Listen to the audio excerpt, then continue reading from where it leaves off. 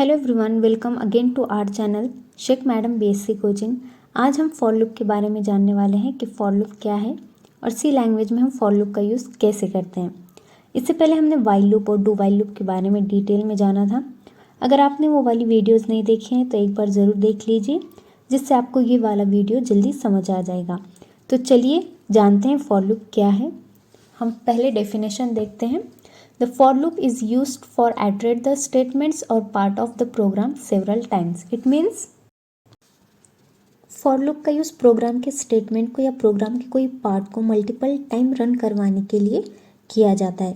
जैसे हमने while loop और डू वाइल लूप में भी देखा था, किसी स्टेटमेंट को हमें मल्टीपल टाइम एग्जीक्यूट करवाना है तो हम इन लूप्स का यूज़ कर सकते हैं, वाइल लूप का, डू वाइल लूप का या फिर फॉर लूप का। फॉर लूप को एंट्री कंट्रोल लूप भी कहा जाता है, जिसमें फॉर लूप के अंदर का स्टेटमेंट एग्जीक्यूट होने से पहले कंडीशन चेक होती है। अगर कंडीशन ट्रू होती है तभी फॉर लूप के अंदर का स्टेटमेंट एग्जीक्यूट या रन होता है। सी लैंग्वेज में फॉर लूप का यूज़ किसी खास स्टेटमेंट या ब्लॉक को किसी खास कंडीशन के ट्रू होने तक बार बार एग्जीक्यूट करने के लिए किया जाता है। चलिए हम सिंटैक्स देखते हैं। फॉर लूप में ब्रैकेट के अंदर वेरिएबल का इनिशियलाइजेशन होता है, कंडीशन होता है, मीन्स टेक्स्ट एक्सप्रेशन और अपडेशन एक साथ लिखा जाता है फॉर लूप में। अगर फॉर लूप का कंडीशन ट्रू होता है तो उसके अंदर का स्टेटमेंट एग्जीक्यूट होता है, नहीं तो स्टेटमेंट एग्जीक्यूट नहीं होता है। इनिशियलाइजेशन, टेक्स्ट एक्सप्रेशन और अपडेशन के बीच में सेमीकोलन का यूज़ किया जाता है फॉर लूप के अंदर। तो चलिए हम देखते हैं इनिशियलाइजेशन मीन्स क्या होता है, टेक्स्ट एक्सप्रेशन क्या होता है, अपडेशन क्या होता है। सो फर्स्ट इनिशियलाइजेशन मीन्स कोई वेरिएबल को हम जब वैल्यू असाइन करते हैं उसी को हम इनिशियलाइजेशन कहते हैं। Condition variables that alters the value, condition में जो भी वेरिएबल की वैल्यू होती है उसको वो रिपीट करता है। Second is test condition, condition is true then loop iterates continue, otherwise condition is false then for loop terminates. Means अगर कंडीशन ट्रू होता है तो लूप कंटिन्यू क्या होता है, एग्जीक्यूट होता है। अदरवाइज अगर कंडीशन फॉल्स होता है तो फॉर लूप वहीं पर टर्मिनेट हो जाता है। थर्ड है अपडेशन, यहाँ पर एक्सप्रेशन को अपडेट करने के लिए इंक्रीमेंट और डिक्रीमेंट ऑपरेटर का यूज़ होता है। फॉर एग्जांपल i++ या फिर i-। चलिए हम एक सिंपल एग्जांपल देखते हैं। उस एग्जांपल में हम कोई भी नंबर का टेबल प्रिंट करेंगे using for loop. First #include stdio.h, next header file #include conio.h, next int main function.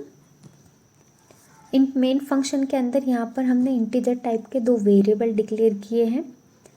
First variable है i जिसको हमने 1 वैल्यू असाइन किया है, और सेकंड वेरिएबल है num जिसको हमने 0 वैल्यू असाइन किया है।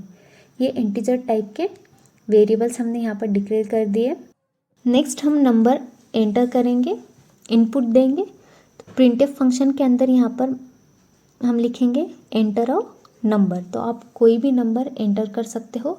आपको जिस भी नंबर का टेबल डिस्प्ले करवाना है आप वो नंबर एंटर कर सकते हो, ठीक है। उस नंबर को अब हमें क्या करवाना है, स्टोर करवाना है यूजिंग स्कैनफ फंक्शन। सो स्कैनफ फंक्शन में इंटीजर टाइप का वेरिएबल है इसलिए (d,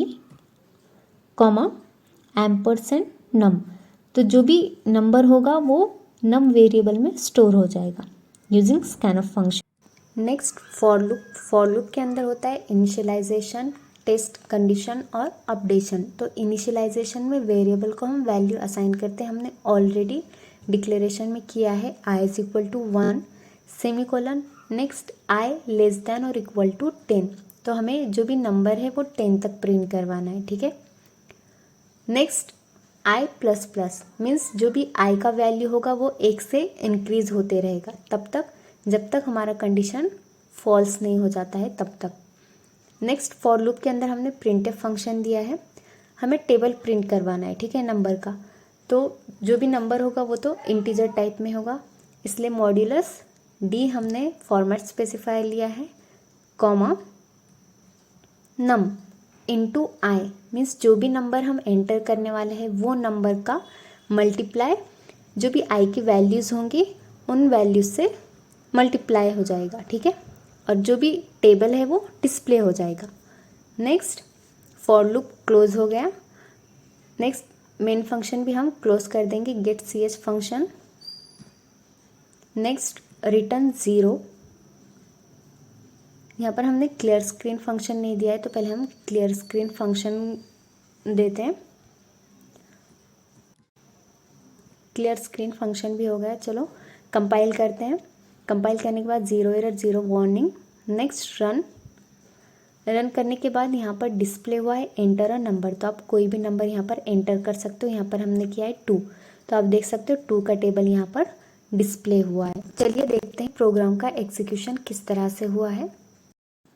यहाँ पर i का वैल्यू 1 है और कंडीशन दिया हुआ है i लेस देन और equal to 10, means 1 less than और इक्वल टू 10। कंडीशन ट्रू है, इसलिए फॉर लूप के अंदर का स्टेटमेंट यहाँ पर एग्जीक्यूट हो जाएगा। ठीक है, नम इंटू आई मीन्स जो भी हमने नंबर एंटर किया है वो मल्टीप्लाई होगा i की वैल्यू से। मीन्स हमने 2 एंटर किया था, इसलिए 2 इंटू आई का वैल्यू 1 है, इसलिए 2 into 1 is equal to 2 display हो जाएगा। ठीक है, फिर अपडेशन होगा, मीन्स 1 प्लस प्लस होगा। 1 प्लस प्लस से क्या हो जाएगा, i का वैल्यू 2 हो जाएगा। ठीक है, 2 होने के बाद फिर से कंडीशन चेक होगा 2 लेस देन और इक्वल टू 10। कंडीशन ट्रू है, फिर से फॉर लूप क्या करेगा, फॉर लूप के अंदर का स्टेटमेंट एग्जीक्यूट होगा, means 2 into 2 is equal to 4 वहाँ पर डिस्प्ले हो जाएगा।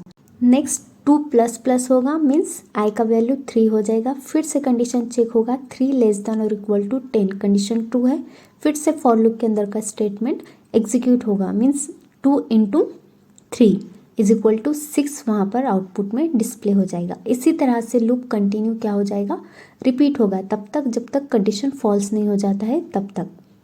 लास्ट वाला कंडीशन चेक होगा 10 का, 10 लेस देन और इक्वल टू 10। कंडीशन ट्रू है, इसलिए फॉर लूप के अंदर का स्टेटमेंट एग्जीक्यूट होगा, 2 इंटू 10 इज इक्वल टू 20 वहाँ पर डिस्प्ले हो जाएगा। ठीक है, लास्ट नंबर। बट उसके बाद फिर अपडेशन होगा i प्लस प्लस में 10 plus plus means 11। Condition check होगा 11 लेस देन और इक्वल टू 10। यहाँ कंडीशन फॉल्स हो जाती है तो फॉर लूप यहीं पर टर्मिनेट हो जाता है। सो इसी तरह से एग्जीक्यूशन होगा और हमारा आउटपुट डिस्प्ले हो जाएगा। अगर आपको वीडियो अच्छी लगी हो तो प्लीज़ लाइक करें, शेयर करें और सब्सक्राइब करना ना भूलें।